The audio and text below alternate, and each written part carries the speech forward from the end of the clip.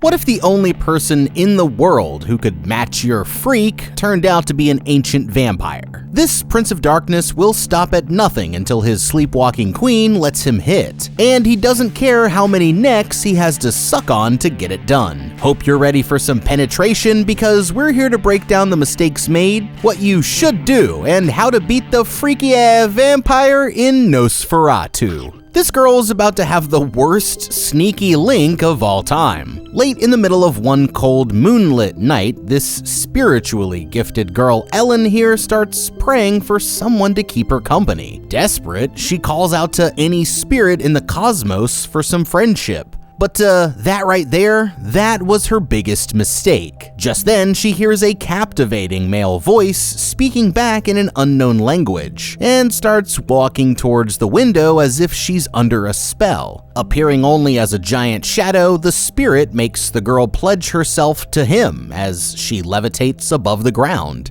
and continues out to the garden like she's being controlled by a supernatural force. All of a sudden, a terrifying demonic corpse pounces on top of her, grabbing the girl's throat as she starts convulsing on the ground. And with that, she's just inherited a curse that's going to haunt her for the rest of her life. Okay, I don't know whether they need to call a priest or Chris Hansen, but Ellen here just f***ed up big time. In all seriousness, this girl just made a huge mistake, and even though it might be obvious to some of us, it clearly wasn't to her. So let's take a look at what went wrong and hopefully what she can do about it. The problem here all comes from Ellen's extremely poor choice of words. Ask anyone who knows a thing or two about the spirit world and they'll tell you that being specific about who you're calling on the other end of the ghost phone is always the most important thing. In her own words, she called for a spirit of any celestial sphere, but that's like going to a restaurant and asking for anything off the menu, and then getting mad about it when you actually don't like your order. Actually, it's more dangerous than that. It's like jumping in the ocean in the middle of the night and inviting all the little fishies to come join you for a swim. Sure, you got Nemo and Flipper out there, but you also have great white sharks. In case I need to spell it out for you, the reason why you never want to do this is because by opening the door to any spirit that can hear you, you have absolutely no control over what kind of spirit that you get. You could be talking to Casper the Friendly Ghost, or you could be talking to some freaky-ass demon like this one here. So, I don't know, maybe we might want to be just a little bit more intentional about which supernatural creatures we invite into our bedroom. Just a thought. Now, when it comes to helping her get rid of it, there are a few approaches that we can take, but first, we need to understand how a demon chooses its target. Believe it or not, a demon's time is pretty valuable, and as powerful as they are, they could also put themselves in a dangerous situation if they mess with the wrong guy. For those reasons, they tend to choose victims who are already spiritually open-minded, but also, more importantly, suffering from some kind of depression, loneliness, or trauma. That makes an isolated and vulnerable girl like Ellen here the perfect target, but it's also a potential way to get rid of him.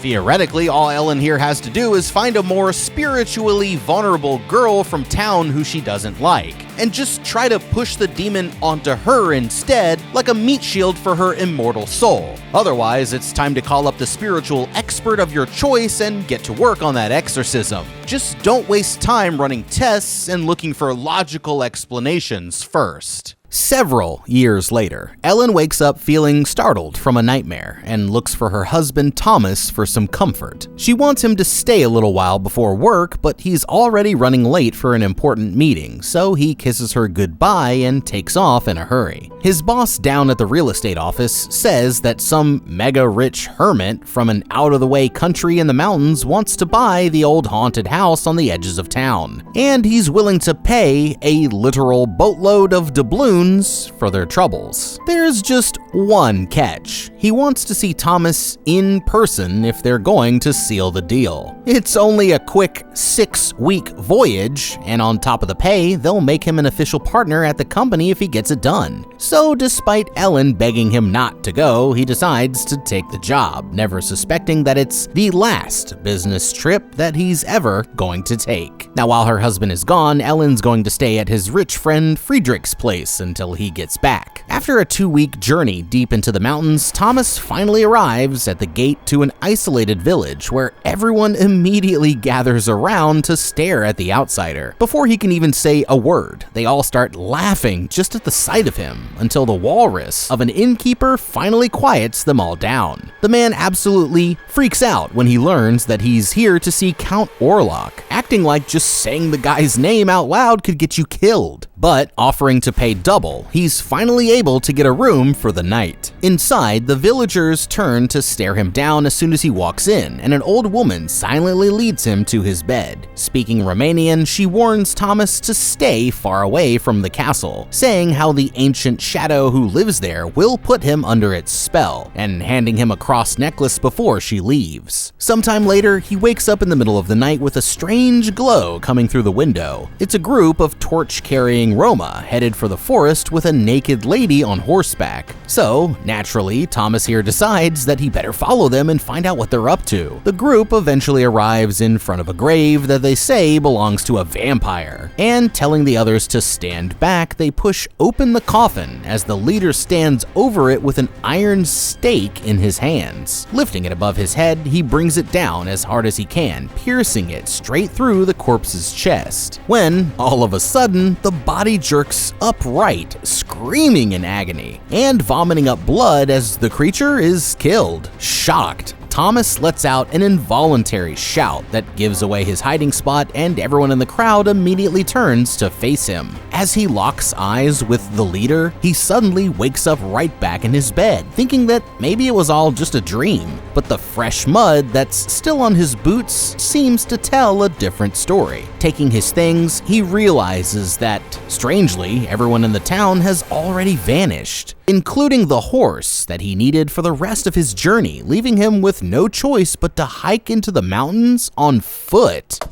Okay, this dude is walking straight into a death trap, and he doesn't even know it yet. Thomas here might think that this is the opportunity of a lifetime, but the truth is that this adventure has been riddled with red flags ever since it first started. And after the events of last night, I'd say that he should strongly reconsider what he's about to get himself into. Since he's still 60 years too early to read Bram Stoker's Dracula, you might think that he has no idea what a vampire even is, but that's not necessarily true. Although Dracula popularized vampires as we know them today, the stories of undead creatures who feast on the blood of the living have been known for thousands of years, to cultures all over the world. Even from his own time, John Polidori's story The Vampire was extremely popular in 1820s Europe, and it featured a very similar villain to our Count. So it's perfectly reasonable to think that he's at least heard of a vampire before, and after seeing the locals literally execute one last night, it might be time to start taking their warnings just a little bit more seriously. Even if he doesn't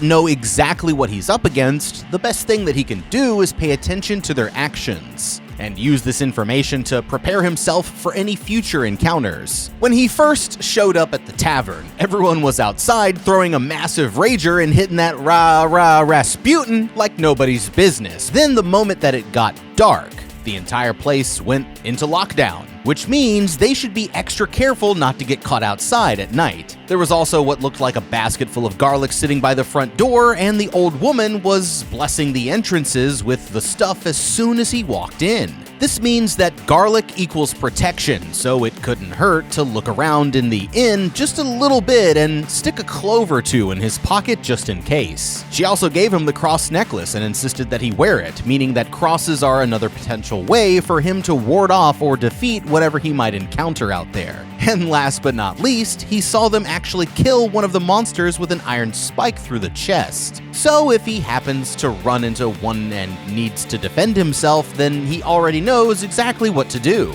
Before leaving the village, I'd make sure that I was well equipped with some garlic, a cross, and a metal spike for dealing damage, even if he's still not sure what to believe, because this would at least give him a fighting chance if their stories turn out to be true. The path eventually leads him over a narrow bridge where he passes by an ancient shrine that's covered with dozens of crosses. On the other side, he finds himself in the middle of a dark forest where sunlight can't even break through the trees, and that's when he sees an enormous shadow headed his way. As it gets closer, he realizes that it's actually a driverless carriage pulled by a team of 4 black horses. And unable to move, he stands there paralyzed by fear until they come to a stop just inches before crashing into him. After a moment, the carriage door swings open, seemingly on its own, and Thomas climbs aboard like he's being pulled by something beyond his control, struggling just to breathe as it carries him down the winding path towards the castle, with a pack of howling wolves chasing dangerously close behind. Without realizing how he got there, he ends up standing in front of the castle's massive wooden doors, and as he raises his hand to knock, the gates slowly creak open on their own. Off in the distance, he notices a shadowy figure watching him enter, who turns and disappears deeper into the castle as the doors close to seal him in. This must be Count FREAKULA, who he's heard so much about, and leading him up a long spiral staircase, he orders the man to put down his things so that the two of them can get to work, insisting that he refers to him only as "my lord" whenever he speaks. While Thomas prepares the paperwork, the Count reaches out with his decrepit, claw-like hand, pouring him a glass of blood-red wine and telling him to drink. Nervous, he tries breaking the tension by asking about the ritual that he saw back at the village, but the host insists that it's only a local superstition, shouting at him in a powerful voice that shakes the entire room when he keeps bringing it up.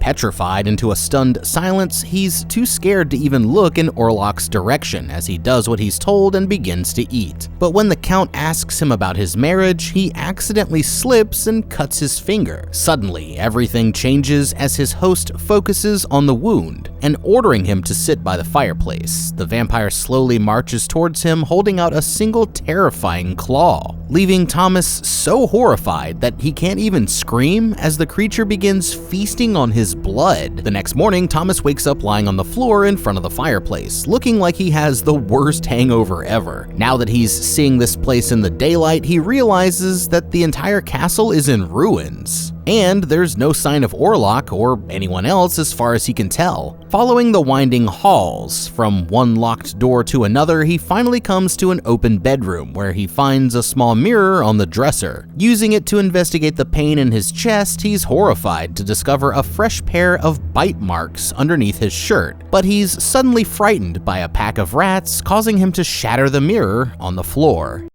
Okay, and this right here is exactly what the old lady back in town was trying to warn him about. He just walked right into the Count's trap like a chicken about to get turned into some nuggets. And now he's stuck in this abandoned castle with the freakiest vampire who ever lived. Now, sooner or later, Thomas has to figure out that Count Orlock here is dangerous. And when that happens, he'll need to act quickly if he wants to survive. It can be hard to think straight in such a terrifying situation, but all he needs to do is stay calm and work out his priorities one step at a time. That's escaping if he can, fighting back if he's confronted, and surviving another night in here only if absolutely necessary. Let's start with escaping first. During the day, he'll have time to explore the castle while Orlock is lying dormant. Even though it's probably locked, the first place that he should try is the front gate, if only just to get it out of the way before we move on to more complicated solutions. The good news is, it's safe to assume that's not the only exit. In real-life castles, the nobles needed a secret escape route in case the place was attacked, which led beyond the castle walls and into the country. These were usually located behind the main fireplace or in the nobles' bedrooms. So if I were Thomas, that's where I would look.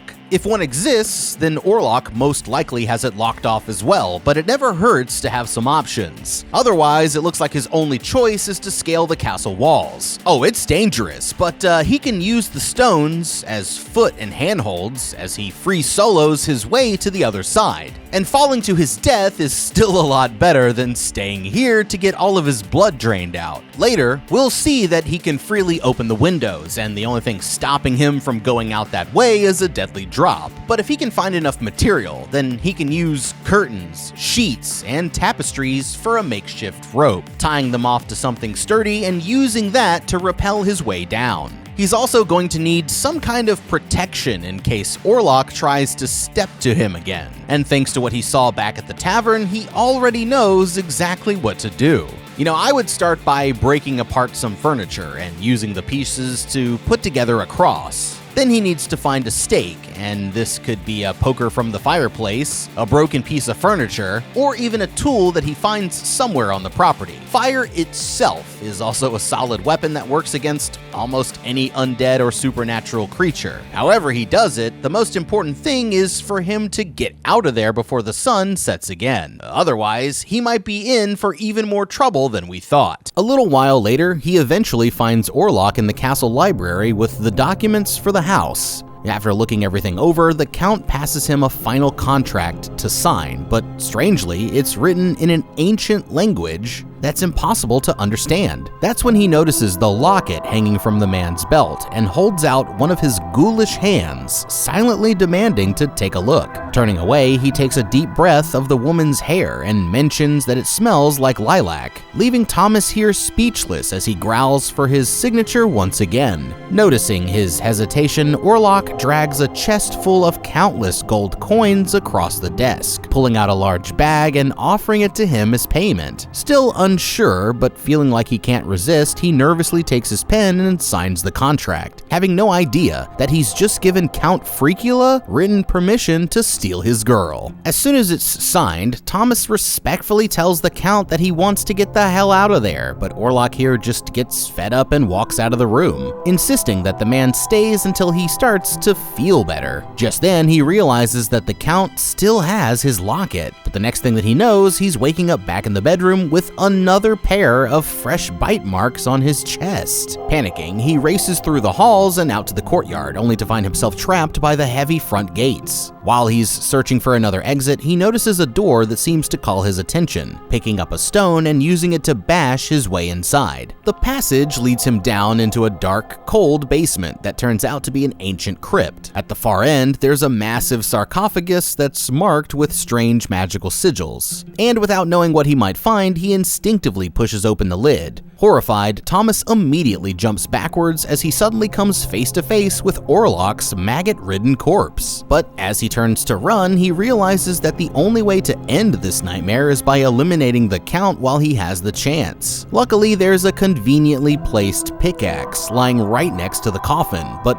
by then, it's already too late. And as he brings it down, the vampire suddenly lunges up to grab it, tossing the weapon aside as Thomas runs for his life. His only choice is to rush back to the bedroom, slamming the door just as a trio of wolves is about to close in, but he's not safe yet. Reaching out a hand, Orlock projects himself in the form of a shadow into the man's room, forcing him to open the door where he's waiting on the other side. Powerless to fight back, he falls to the bed as the Count leans over him, levitating into the air until they end up on the floor of the chamber, with his disgusting body pulsating on top of him as he gorges on the man's blood.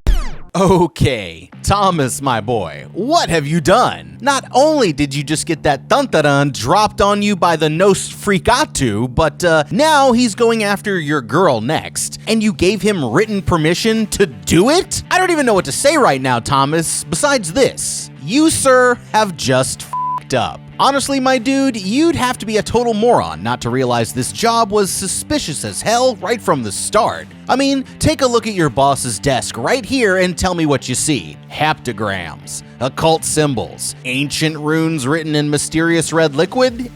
Yeah, I know you haven't been in the business for too long, but that doesn't exactly look like a normal paperwork to me. Just saying. Bro literally walked away giggling and a thunderstorm started as soon as he said the guy's name. At that point, you might as well be selling a house to Lord Voldemort, and if that's not raising some warning signs for you, then I don't know what to tell you. You left for this trip thinking, man, I better be careful so I can get home to my wifey. And then, 5 seconds later, proceeded to ignore every single warning from that nice old lady who was begging your ass to go home. Witnessed them kill a vampire with your own 2 eyes, and tore off the cross that they gave you for protection the instant that you woke up. But were you done? Oh hell nah! Next, you hop on a fucking ghost carriage, let it take you to a castle that even Diddy himself would fear, and kept trying to be so professional that you couldn't admit when your host was literally a damn zombie. After one night of blacking out and waking up with bite wounds on your chest, the time for being friendly is OV. But even after that, you let him make you sign a contract that has a literal demonic heptagram right there on the front page, when you personally brought all of the necessary paperwork yourself. I'm sorry, but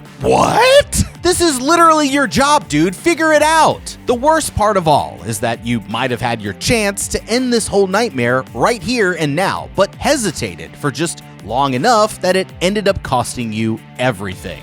If you were literally 1 second faster about spiking him with that pickaxe, then you might have gotten it done while it was still daylight. And then none of us would have had to witness his disgusted, zombified wang. But now, here we are in the middle of Transylvania getting that genuine pony from a corpse while your wife's back in Germany getting dream banged until the cows come home. When your life reaches this point, I guess there's only one thing left to say. Thomas, my boy, you f***ed up. In the morning, Thomas wakes up in bed with the wolves snarling at his feet. Jumping away just in time, his only choice is to go for the window where he accidentally slips and falls into the icy river below. Back at home, Ellen begins to experience uncontrollable fits of late-night freakiness that get worse every day while her husband's still missing. Dr. Sivers here does his best to treat her condition, assuming that there must be a logical explanation, until one day when a new patient shows up at the hospital. Strangely, it's Thomas's employer, Herr Knock, but it seems like he's gone completely insane, rambling uncontrollably about how his master is coming to bring them sickness and death. All of a sudden, the man gets up and lunges at the door, but the nurses manage to fight him off, all while Ellen's condition continues to get worse and worse. Sometime later, a nun is collecting firewood along the riverbank when she finds Thomas washed up on shore. Taking him back to the monastery, they bring him to the church and recite prayers over his body, performing an exorcism until he finally jolts back to life. The nuns try to explain that he's still in danger, telling him to rest at the church while he heals up, but Thomas remembers that the Count is on his way to take Ellen, and the only hope of stopping him is to get there first. At a loss for ideas, Sivers decides to reach out to his old friend, Professor von Franz, a genius scholar who was ostracized for becoming obsessed with occult studies. They find the man sitting by the fire in his cluttered apartment, seeming like he's completely lost it, but his entire personality changes as soon as the doctor recites the secret password. Jumping out of his seat, he says that he knew the two of them would be coming, and to Frederick's shock, somehow he already knows exactly why they need his help. Arriving at the house, he's furious to see that they have Ellen sedated and tied up, saying how she'll need to be clear-headed if she's going to beat this condition. He asks the girl when these episodes first started, and she explains that it all began back when she was just a child. She says that it's like a dream where her spirit leaves her body, and she's given visions of the future that always turn out to come true. This made her feel different and unable to fit in with the other kids, leading her to reach out to the other side for a friend, but that's when she became attached to the evil spirit, and it's been tormenting her ever since. The only thing that made it stop was when she finally met Thomas, and now that he's gone, the nightmares have started to come back, but this time they're worse than ever before. That night, Ellen slips back into another episode, and the professor pierces a long needle straight through her arm as proof that she can't feel her body. He shouts at the spirit to reveal itself as she convulses uncontrollably on the bed, when all of a sudden the woman sits straight up and begins speaking to them in a demonic voice, saying how it won't stop until they're together in the flesh and everyone who she loves is dead. After experiencing this firsthand, he comes to the conclusion that Ellen here was a supernaturally gifted child who accidentally bound herself to a powerful demonic spirit. Although the others still don't fully believe it, he tells Frederick's wife Anna to keep an eye out on the girl and orders them to stop giving her sedatives while he tries to think of another solution. Okay, at least now they've finally brought in a real expert, and to be completely honest, Von Franz here probably knows a hell of a lot more than I do about the best ways to fight a spirit. But with that being said, our adventures with Thomas gave us some actual experience that we can use when it comes to helping his girl. First, let's talk about her boss, Herr Knock, who's recently gone insano style and started Ozzy Osbourning the heads off of pigeons. Sivers here noticed that he's been saying things about a dark master that are awfully similar to what Ellen keeps repeating every night. Now that he's been committed to the hospital, they should take a moment to search his home and office for any useful information. Since he's working for Orlock, they might find important clues as to what the Count actually is, how his powers work, and how it all wraps back around to our girl Ellen here. Knowledge is power, and with the professor's expertise, this could lead to a major breakthrough. They also know exactly where Orlock is headed, to the ruined mansion on the outskirts of town, and could go there ahead of time to sabotage the place before he shows up. Right now, the Count is on a boat making his way over to Germany, but he hasn't realized yet that Ellen's husband survived, and he's actually about to beat him there. In other words, Ellen's episodes only stopped whenever her husband was around. So although this might seem obvious, the best way to keep her condition under control is to make sure that they're together at all times once he gets back. That's the first step towards solving the problem, but what happened after he escaped the castle gives me another idea that just might work. After being found on the side of the river, he was taken in by that group of nuns who knew all about Orlock and his powers, and even performed an exorcism that seemed to cast the evil spirit out of Thomas's body. Now, knowing that these people exist, he could quickly get Ellen on a horse and take her back to them, while Orlock here is still making his voyage across the seven seas. If anyone knows how to break the curse, then it's probably these guys, and the last thing that Orlock will be expecting when he gets to Germany is for Ellen to be back in Transylvania when he shows up. Meanwhile, at the hospital, Knock tries to trick the guard into thinking that he needs help, only for him to lunge up and bite the man in the throat, allowing him to escape out onto the rainy streets. It's still coming down hard when Ellen senses someone approaching and rushes outside to find her husband, just as he tumbles from the back of his horse. Exhausted, he admits that she was right about the trip being dangerous, but before he can explain anymore, the man suddenly falls into a deep sleep.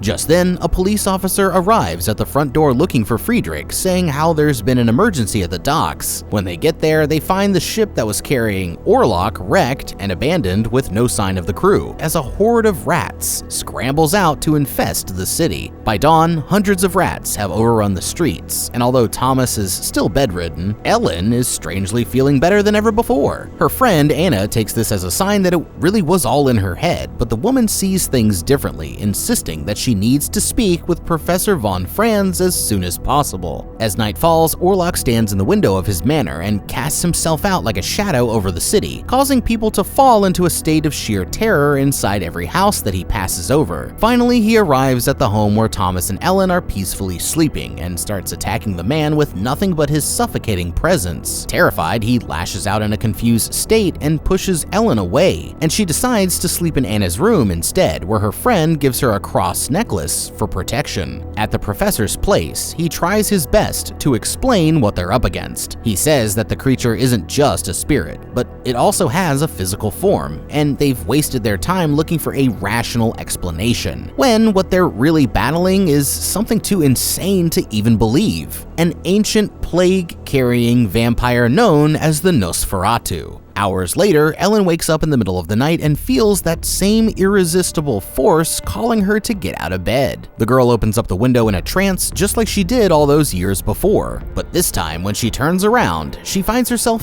face to face with Count FREAKULA himself. Frustrated, she tells him that her love only belongs to Thomas, but the Count insists that their connection is bound by fate. Ever since she first summoned him, his only obsession has been finding her in person, and now he's finally come home for his end of the deal. She tries her best to resist his claims, but that's when he reveals how Thomas signed away their marriage for a bag full of doubloons. Now the final step is that Ellen here has to do the same thing and willingly give herself to the vampire, or suffer the terrifying consequences. Starting tonight, she has 3 nights to let him hit, otherwise he'll slowly kill off everyone who she knows and loves, before finally ending with her husband Thomas himself. He's decided to start with her best friend Anna first. Just like that, Ellen wakes up back in her bed, but as she looks over, she notices that her friend is not there. Horrified, she looks down only to see the woman lying on the floor being eaten alive by a bunch of rats, as the vampire's shadow passes over her face. Okay, so if that's the Count's idea of romance, then I can definitely understand why Ellen's had a severe case of post-traumatic freak disorder ever since their first date. And now that he's finally made his way to the city, she only has 2 more nights to figure out how to stop him. Now, first things first, we know that Ellen's love for Thomas is the most powerful thing standing in his way. But now that they're back together, he's deliberately manipulating them into turning against each other. Taking this into consideration, the couple needs to remember this whenever they feel the need to start a fight for no apparent reason, because that's just going to make Orlock here even more powerful. During his speech, the Count made it clear that his other targets will be the people closest to her, which means that Friedrich and his family are next up on the chopping block, but knowing this ahead of time gives us a chance to save them. It seems like one of Orlock's limitations is that he can't enter a residence that he hasn't been invited into. Knowing this, they should relocate Thomas, Ellen, and Friedrich's family to an entirely new house that the Count has never been to, and seal all of the doors and windows before nightfall so that there's no way anyone from inside can possibly open them, even if they're under a trance. Usually the last thing you'd want to do is leave yourself with no escape routes,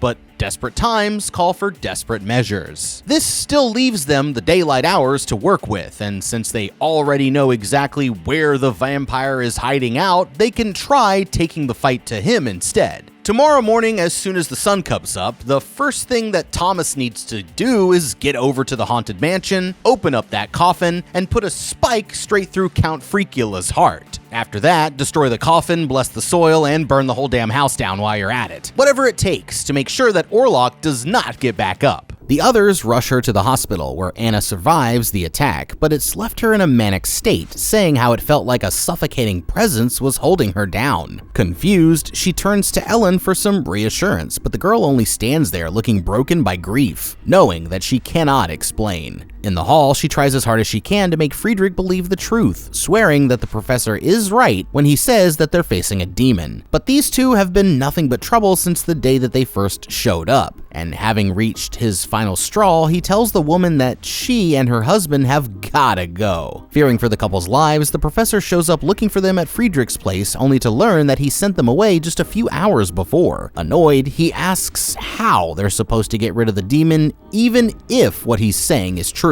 But the man has to admit that he doesn't know. But one thing that always stays the same is the vampire's need to return to its grave before sunrise. And he's hopeful that this could be the key to defeating it. That's when Friedrich begins to laugh, insulted that they're still discussing fairy tales when his wife is actually dying of the plague. And he storms out of the room despite their warnings that his family is still in danger. Back at their own place, Thomas finally starts feeling well enough to remember what's coming, and jumps up in a hurry telling his wife that they need to get out of town. Terrified, he tries to explain that the Count is coming to find her, but that's when Ellen here admits that she already knows. Heartbroken, she tells tells him the truth about how she summoned the demon many years before the two of them had met, saying how their love was the only thing that freed her from the curse. But after approaching the window and taking a deep breath, everything about her suddenly changes. Turning on him, she starts angrily confronting Thomas for signing the contract, tearing him apart in an unnatural fit of rage for caring about his job more than her. Screaming, the woman begins ripping at her shirt as she falls to her knees, looking back up with her face contorting into a horrifying demonic grin. Thomas runs to get the doctor, but all of a sudden, Ellen taunts him in her own voice again, and the two of them start going at it like they've both been possessed. Telling him to kiss her, the man looks up only to see his wife's face transform into a terrifying ghoul, with blood dripping from her mouth. Horrified, he jumps back, realizing that she's not in control, and holds Ellen close until the episode finally passes, swearing to find Orlock and kill him no matter what it takes. Meanwhile, back at his apartment, the professor is deep in his research when he makes an important discovery. According to his books, a woman's sacrifice can defeat the demon by tricking it into staying out past daylight, and that's when he finally realizes what they need to do.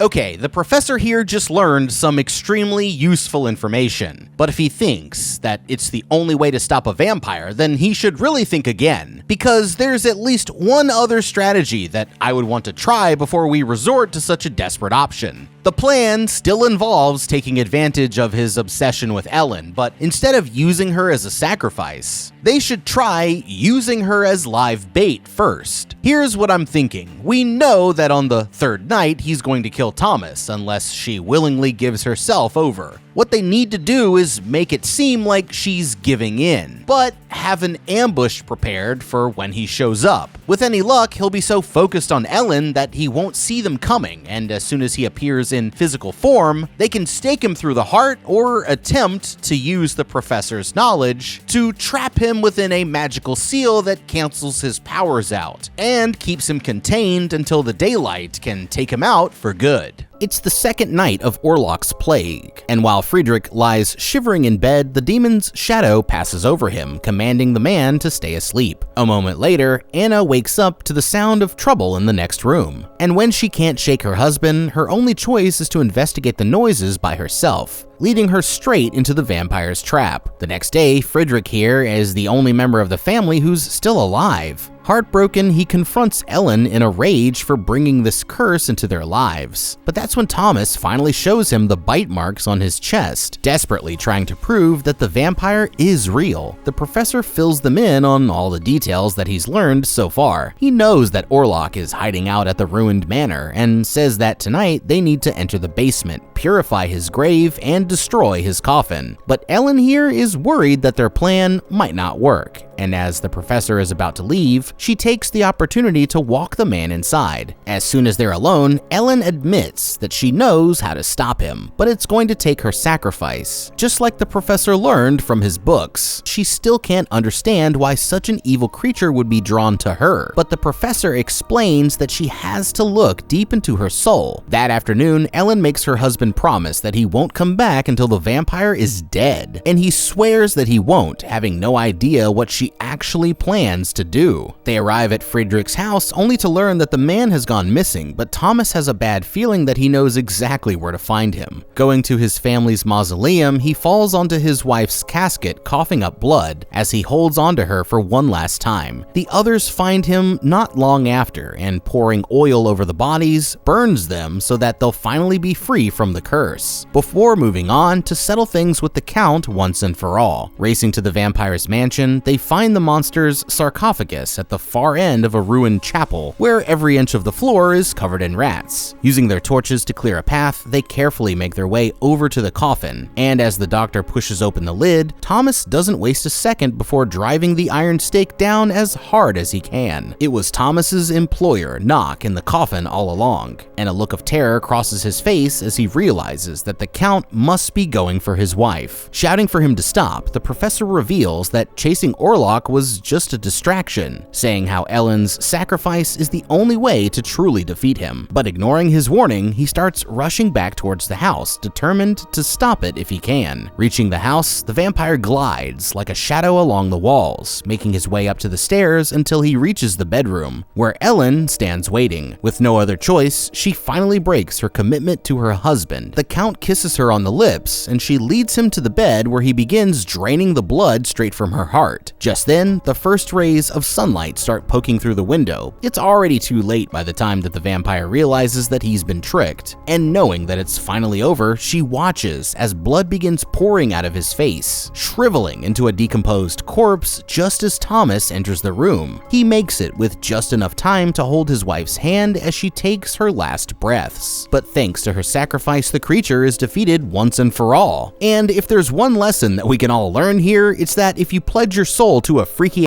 vampire, then you aren't going to like it when he comes back for the honeymoon. Nosferatu, banger. Like, let's just get that out of the way. The movie was fresh, fire, freaking love the original Nosferatu. So you already know I went to the theater and checked this one out. Top shelf cinematography, and now that it's out on VOD, you can check it out for yourself. But let me know down in the comments if there's anything that you would have done differently this time around. Thank you so much for watching. Leave a like and subscribe, and check out that How to Beat playlist for more videos just like this one. I'm the guy. We'll see you in the next video, and have a damn good day.